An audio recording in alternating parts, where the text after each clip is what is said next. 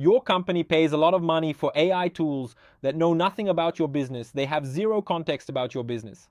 ChatGPT, Copilot, Claude, they're all great tools, but they don't know anything about your internal policies, your documentation, your code base, and so on.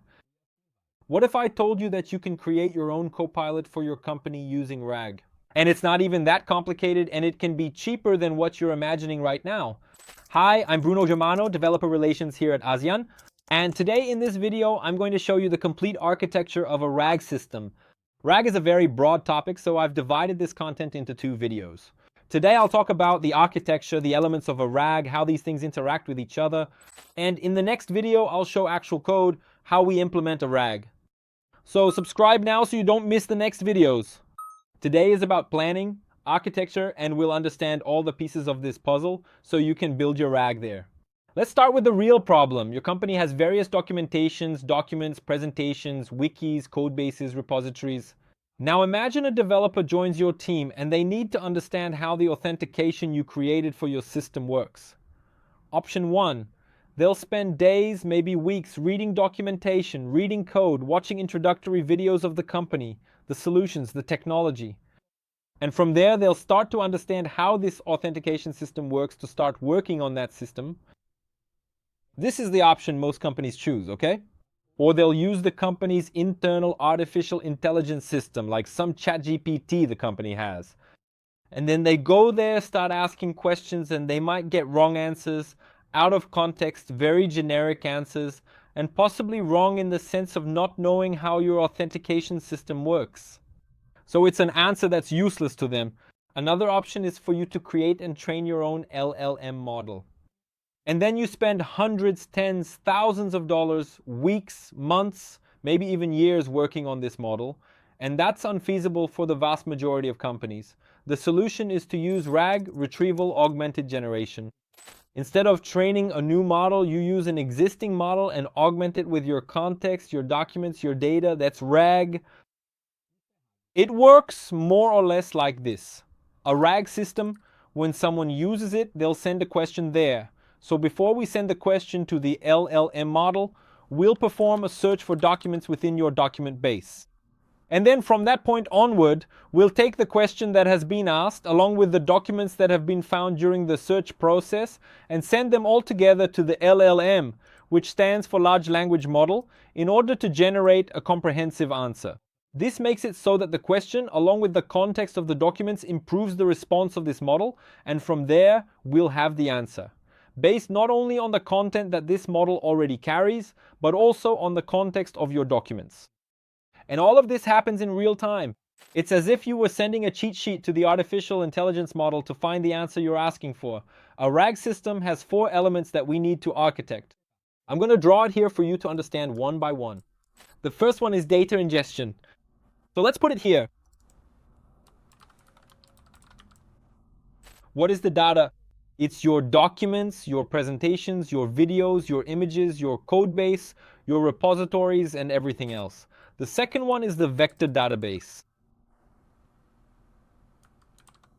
It's a database that has a vector functionality. I'll explain what that is in a moment.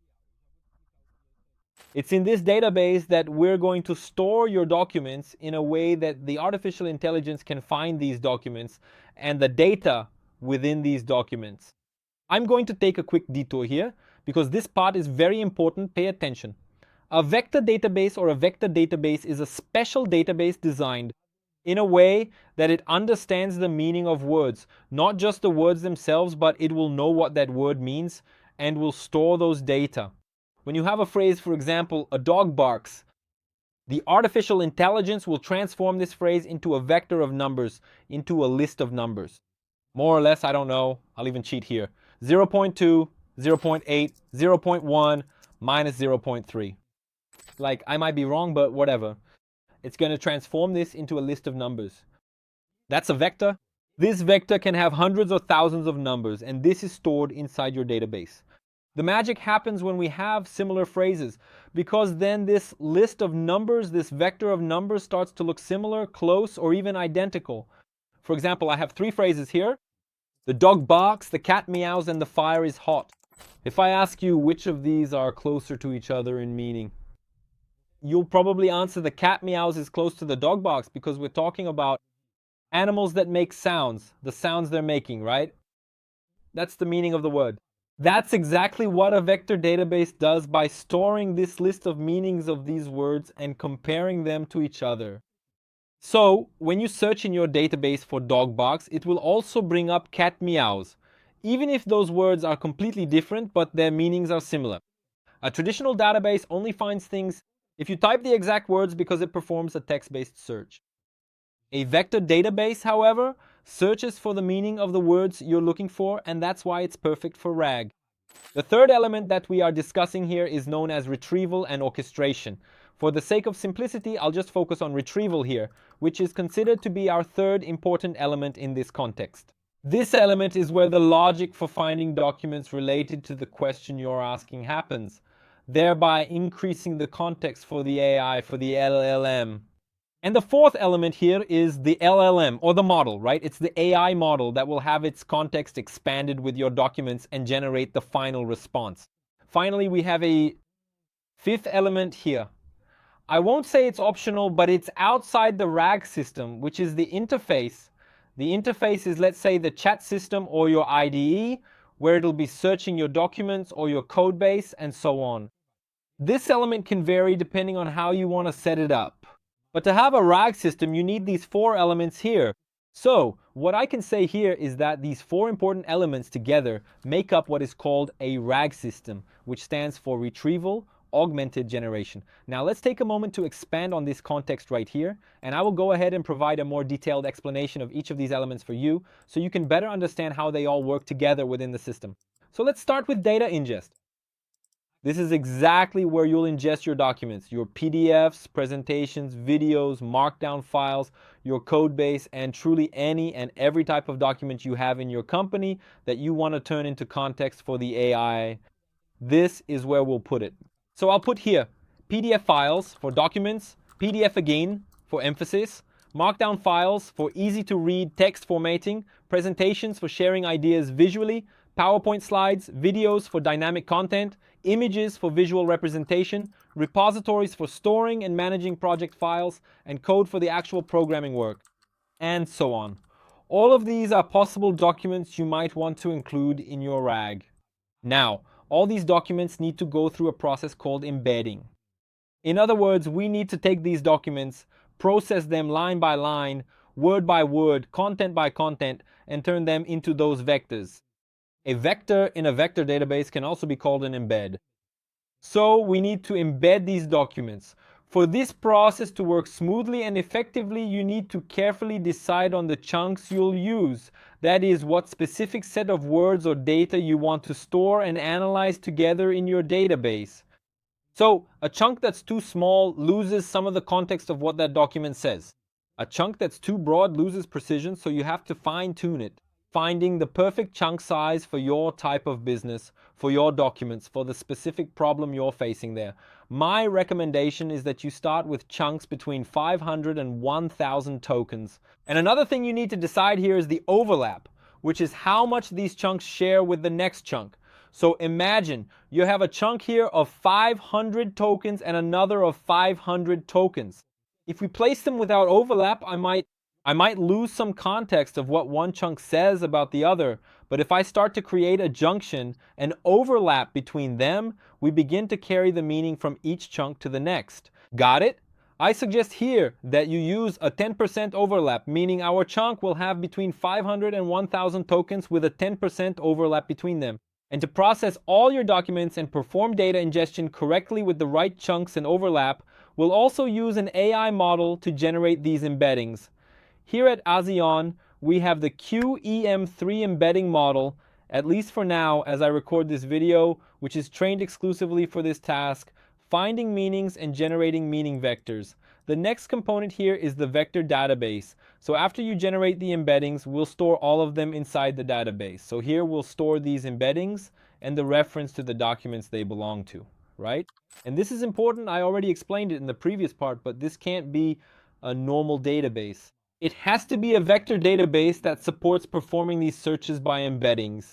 Azion SQL database already supports vector search, meaning you can store and search all these vectors using Azion's database. This means less complexity, fewer services and tools for you to manage, all within the same ecosystem. Now let's move on to our third element, which is retrieval and orchestration. Here I'm going to add orchestration as well. This is truly the brain of your operation, and it might actually be the most important part of all these elements here.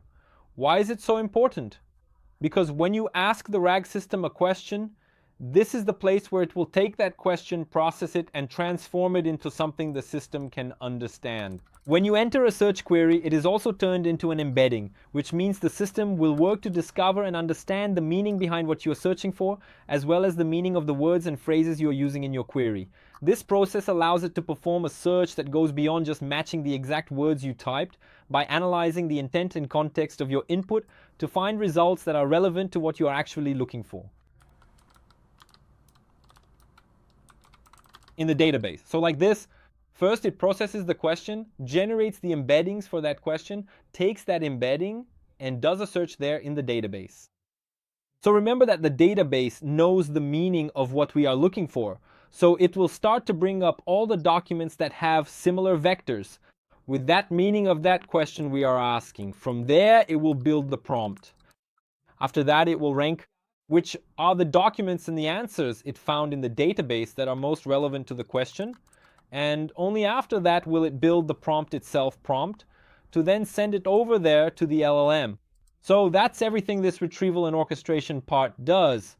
So that's why it has that name too. It will do the searches and orchestrate all the other elements of this RAG system. So here we're going to use an embedding model for this part here. And we're also going to use another model, which is also an LLM or large language model for ranking purposes, which is this one in this section here. So pay attention that we start to orchestrate several models within the same, let's say the same question. And here it actually starts to get very interesting, because check it out. I'm even going to reorganize here how we're setting up our scheme. So here, the data ingestion process will send data into our vector database. At this particular point in the workflow, we're going to receive the question. So I'll even put an arrow here to clearly show that we receive the question right here at this stage. And from this question, we proceed to query the database in order to find the answer within our collection of documents for this question. However, in this case, we have several references to some of the models that we are currently using. This is where we're going to use Azion's functions. All of this retrieval and orchestration will run inside a function using JavaScript or TypeScript. Since functions are executed closer to your users, at the edge location nearest to them, the latency is very low and the performance is tremendous. Azion's functions are executed at the edge location closest to the user or your client who is using this RAG system. This means it will have less latency, more performance, and all of this will be within the same infrastructure. This makes your LLM RAG system much more performant and fast. Now let's go to the fourth model, which I had called the LLM model, but I'll use the name we use here, which is AI Inference. In other words, here is an abstraction of the model we are using. So every time we call a model, we'll be calling AI Inference. So things start to get really cool. Now you'll start to understand how all of this works. Data ingestion, we'll call the model here.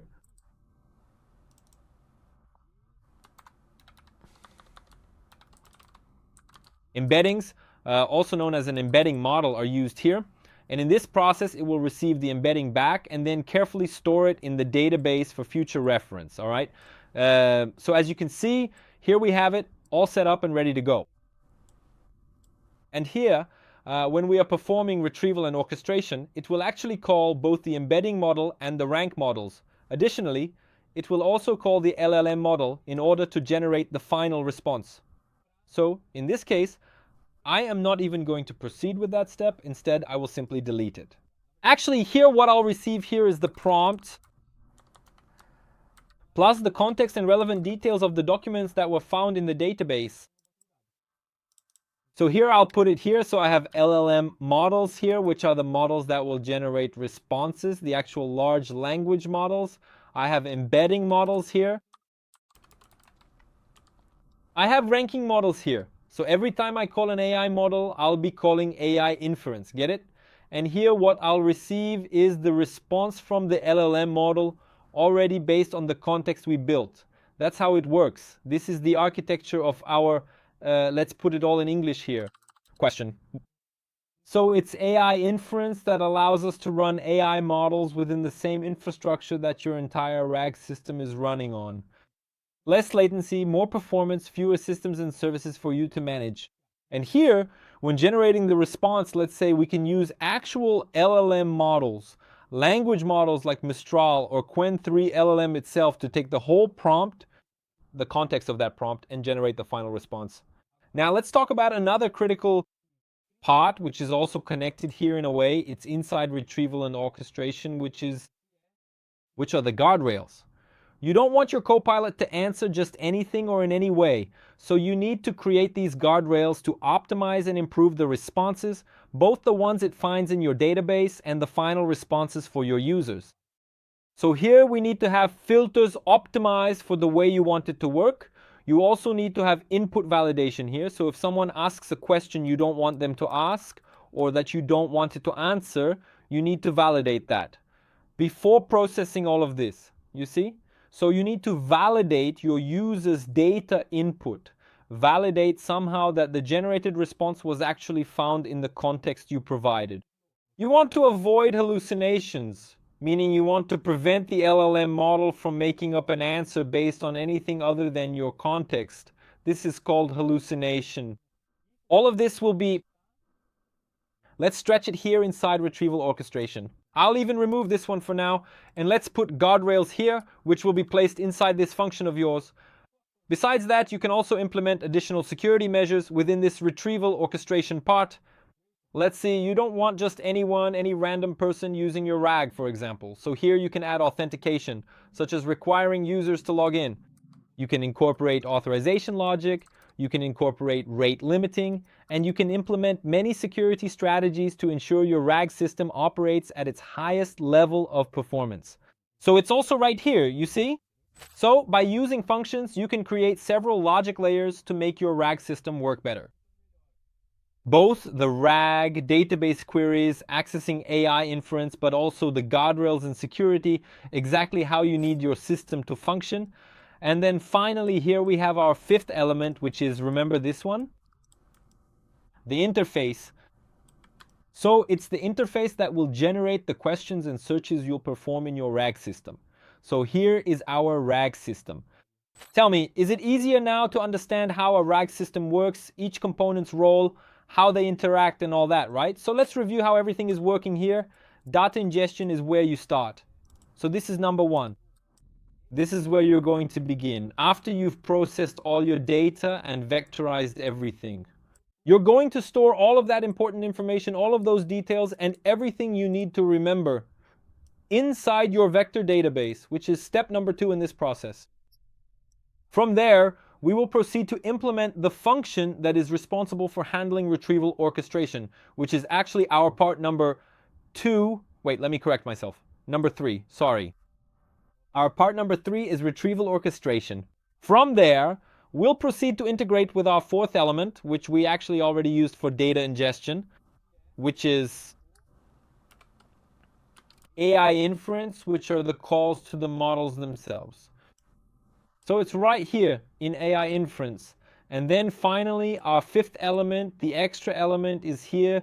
Think of this interface as anything that creates that interface between the user and your RAG system, whether it's a chat, an IDE, a CLI, or, I don't know, a WhatsApp system, Slack, and so on, you see? Here, the interface can be anything you need to interact with this RAG system. If it's a chat system, a web system, you can also implement it within Azion in a way, using applications, storing your static files and all that. You can use Azion for all of this. So this is how our RAG system turned out. I like it. This entire system can be implemented on Azion, globally distributed with very low latency and automatic scaling. So if you have many users, all of this will scale automatically without you having to be managing multiple services, multiple servers, multiple infrastructures. Before moving on to implementation, for those of you planning your RAG, I've created a checklist for you to plan how you're going to build your RAG. First, define your data sources, which documents, wikis, repositories, and everything you'll need to be inside this RAG system. Choose your embedding models. My suggestion here is to use the Qwen 3 embedding already available in AI Inference. It's specially trained for this type of task. Define your chunking and overlapping strategy. So what's the size of the document segments you want to process, and what's the overlap between them? My suggestion is to have a chunk between 500 and 1,000 tokens and a 10% overlap. Define the LLM model you're going to use. Here at Azion, we have several options. My suggestion is to choose either Qwen 3 or Mistral, but then you need to test and experiment with what works best for you. Create the guardrails and protections for your RAG system. What are the operating rules, validations, and security layers you want to implement in your RAG system? Finally, create the interface the user will use for your RAG system. It could be a chat, an IDE, or many things I've mentioned, but inside Azion, there's a chat template you can easily implement with your RAG system. Now you might be wondering, why should I do all this to have a system instead of buying a ready-made solution? First, total data control. Your company's data, your business data, doesn't leave your infrastructure. You don't need to share it with third parties. You'll always be within your system. With total control over who accesses it, who can't, and how they're accessing it. The second reason is total customization. Here you'll customize it the way you want to use it and not the other way around, not adapting to an existing model or tool. Predictable costs. Here you have total control over your bill. You only pay for what you use. No surprises on your bill. You know exactly what you're paying for. And 4, superior performance. Because we use a highly distributed network, because we scale globally and automatically, you get lower latency and superior performance. This system here, I did a simulation here to ask questions, but there are several use cases where you can implement this exact same architecture, this same system. You can create an internal copilot so that developers can consult the code base, systems, and system documentation. You can create a support assistant that the support staff can use, and it knows all the history of your tool, all the documentation of your tool, the tickets that have already been opened and resolved. The third is as an employee onboarding tool, meaning instead of doing excessive training, you provide a tool where employees themselves explore, ask, and learn. And even months after they've onboarded, years later, they can always go back to this tool and clear up any doubts about a process, an area, or some important part of your company. A fourth use case here that came to mind is a legal or juridical agent, let's say, where you have a tool like this that you can use to ask questions about your documents, your company's processes, your company's contracts, where it will be able to analyze document by document and bring you answers. So, RAG allows you to create a personalized AI for your company without having to train models from scratch. I've shown you here there are 4 basic components plus the interface. Azion offers everything you need to build your RAG system in an integrated way. It has AI inference functions, applications, cache, and security layers. And now you have this step-by-step guide here to implement your RAG on Azion. I've linked another video there for you to continue learning and getting to know Azion better. So click there to continue because this video is over. I'm heading out now, bye.